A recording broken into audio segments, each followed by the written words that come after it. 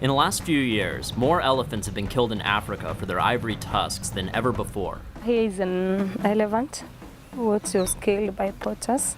This surge in poaching is the result of a new upswing in demand for ivory products, mostly from China, where members of the new middle class think nothing of filling their knick-knack shelves with ivory statuettes, or where that ivory came from. Now, I'm told that a lot of people in China think the tusks just drop out. And, you know, if you buy a piece of ivory, you've killed an elephant. The lure of this new Chinese money has brought the illegal ivory trade back to East Africa's wildlife habitats full bore, and turned otherwise regular stand-up Kenyans into elephant murderers. Fighting the illegal animal trade has become a greater priority for the U.S. The State Department now refers to wildlife trafficking as a national security crisis, and the Obama administration plans on destroying all its seized ivory in October 2013 as an example to poachers and traders alike. Many people living around the game parks and reserves of northern Kenya are faced with the choice of making money in the illegal ivory trade or making no money at all. And the skyrocketing numbers of dead elephants show which way the average Kenyan is swinging. 4 years ago, 35% of all the elephants that died were being killed for their ivory. In 2012, over 80% that died were killed illegally for their ivory.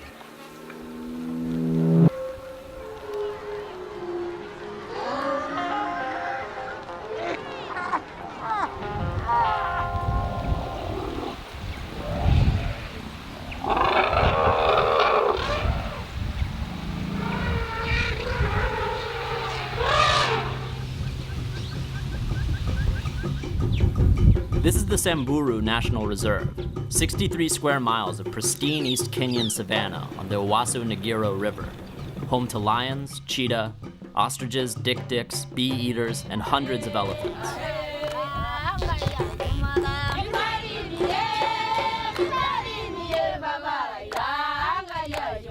But safari critters aren't the only wildlife in Samburu.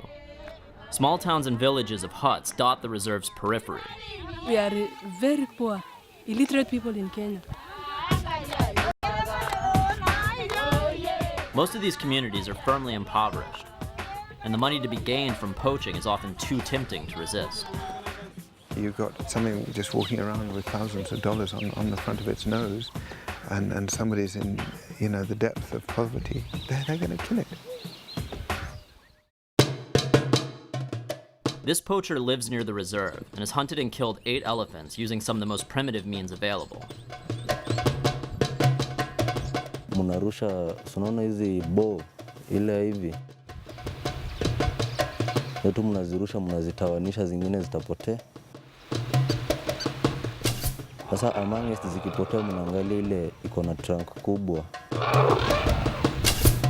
Sasa mkizitawanya mna target moja. Hizo zingine zikipoteanga, hiyo moja sasa ndio mnaanza kuivamia na mamikuki.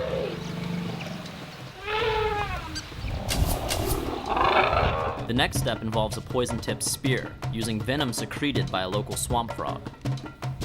Alafu iko na sumu, ukidunga tu inaanguka na kufa hapo pande ya shingo. Na mke na kufa. Of course, for poachers with a little bit of startup money, there are guns and gun dealers. How many guns does he sell in a month?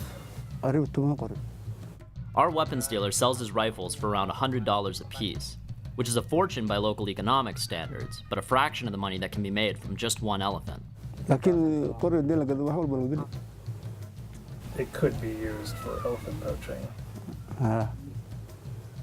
While they obviously require less skill than the frog venom spear, guns like these are the weapon of choice for most experienced poachers, like this man, who's been killing and detusking elephants for over 15 years.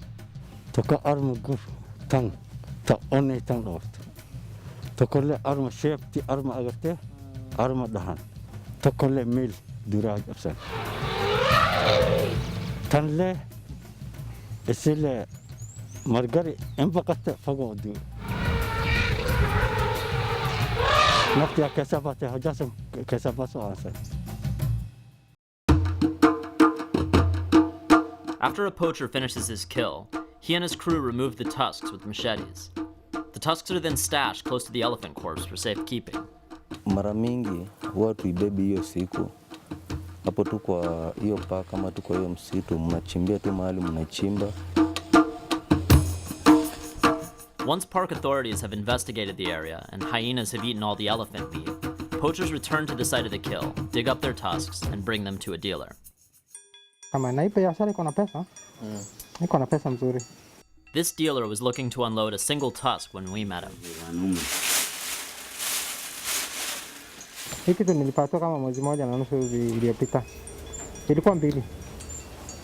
Moja ilienda na moja imebaki. Hata kuna zingine ziko lakini kuna majamaa ambayo ni wachungaji ngamia ndio wananiletea. How many kilos? 3 kilos. So that would be 21,000. Yeah, 21,000 Kenya money. 3 kilos of tusk sells for about 21,000 Kenya shillings in Samburu, around $240 US. The value of the ivory increases substantially with the distance it travels. The same tusk that costs $240 in northern Kenya sells for more than $2,000 in China.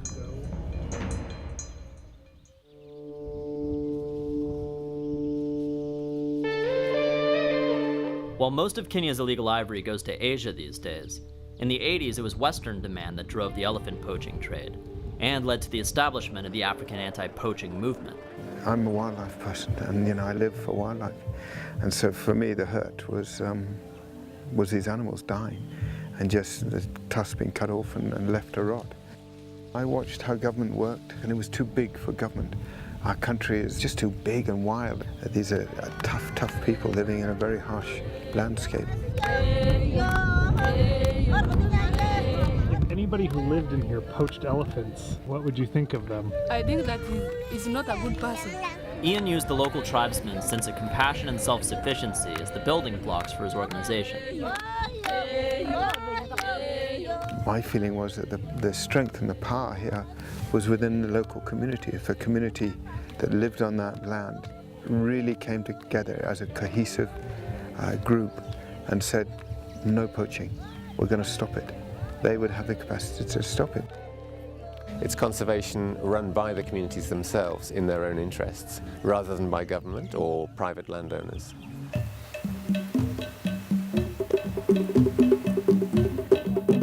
Josephina Kiru is the chairwoman of the Nakuprat Go-To Conservancy in the Samburu area.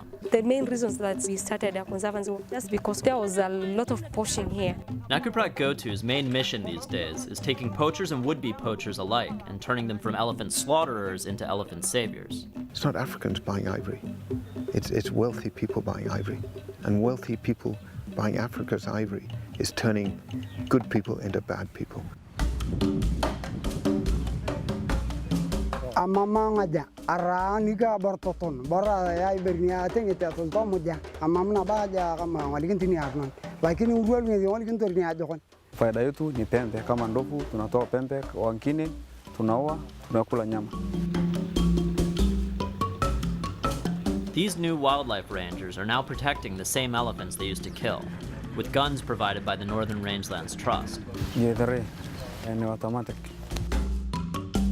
They use many of the same hunting and tracking techniques they learned poaching, but now they are hunting and tracking the poachers. For the ground, if there is any footprint for the poachers. Najua usichika na mkono sababu hata iko chencho. Na mtu wa bunduki ausichika na mkono. Wote anapike ananipiga, wote anapike. Tumeoa mingi, ni mingi. Atawachia tu hapo. There isn't a shoot to kill policy per se. The first choice is to arrest people. If that doesn't work, then the next option. And the next option is an armed option.